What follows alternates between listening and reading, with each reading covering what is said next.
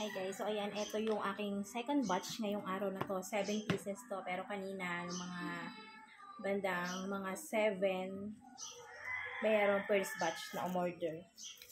2 pieces lang naman yan. Then, ito yung second batch natin na 7 pieces. Medyo malayo ang umorder na to dito sa amin.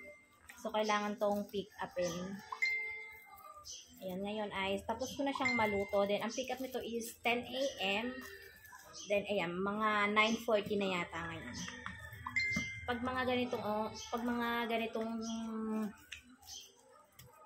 pagkakataon ay minsan nag-a-advance ako ng mga 10 minutes.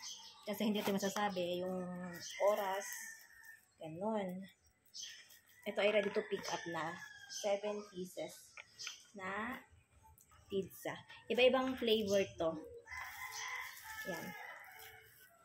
For pick up na to ngayong 10 AM. Kasi minsan advance sila.